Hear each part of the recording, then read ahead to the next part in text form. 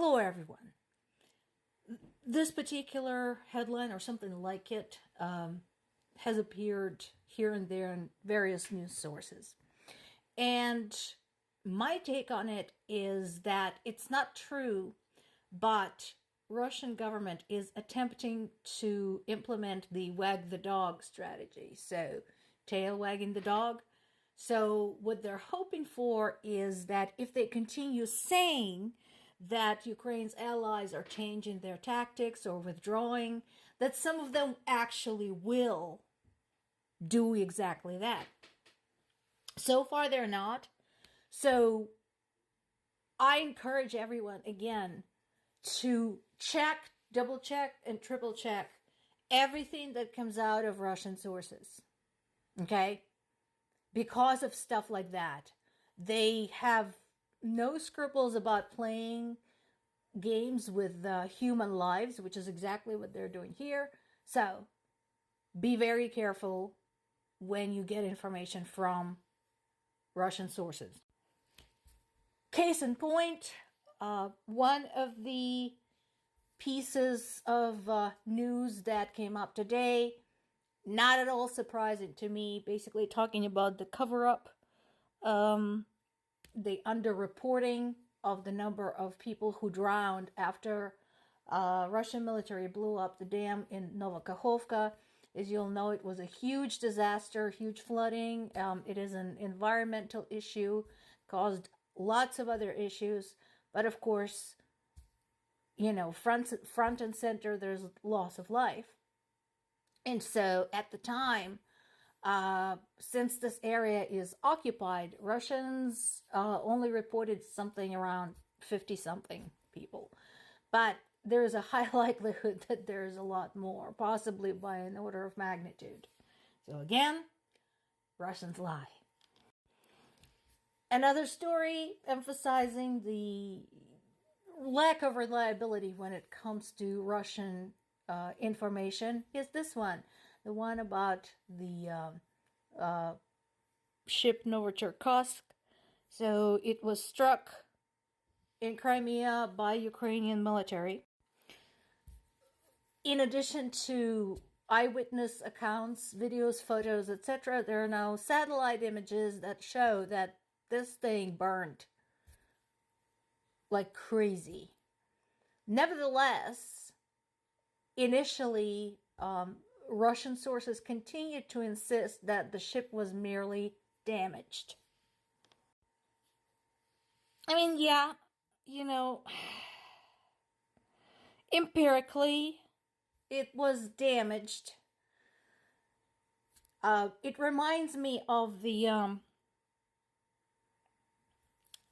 joke with the modified engineering and scientific terms when they're saying, you know, when something blows up, it underwent unscheduled disassembly. Yeah, that's kind of what happened here.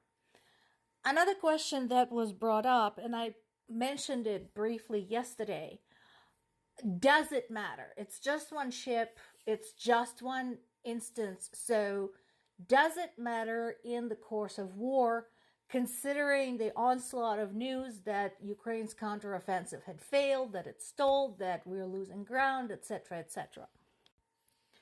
The best way to know is to ask Ukrainians themselves. And they were asked, and they said, yes, it matters. And again, I'm glad that my fellow Ukrainians in Ukraine who have the front and center seats to this war see the same thing as we do, following this and reporting this around the world. This is not going to be glamorous.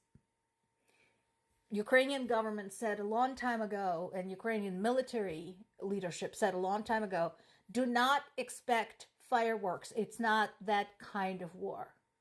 Okay? Do not expect anything quick. Do not expect anything spectacular. This is going to be the war of covert operations, intelligence, information gathering, laser sharp strikes, etc., etc. And that's what they're doing. That is exactly what they're doing. Unfortunately, when looking at it from an outside To a lot of people, it looks like nothing is happening. Well, I don't know what to tell you folks. I trust people of Ukraine. I trust their military leadership. And I trust that they know what they're doing.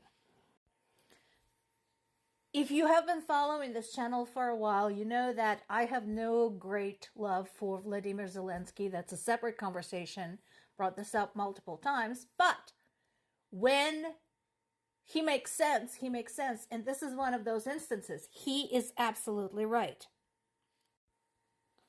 All things considered, it is essential to the safety of the United States and Europe and Africa, and to some extent Middle East, that Ukrainian efforts against Russia are supported.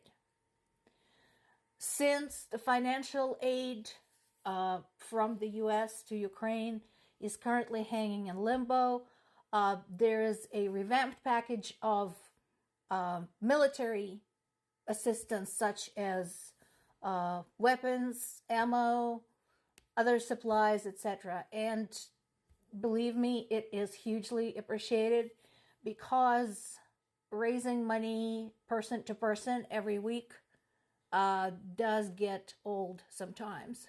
And that is what a lot of us had to do. Basically, those who support Ukraine outside of Ukraine and our contacts within the country, we've been basically running these little fundraising campaigns to support Ukrainian army. So the fact that they're going to get a boost is definitely good news. We need more.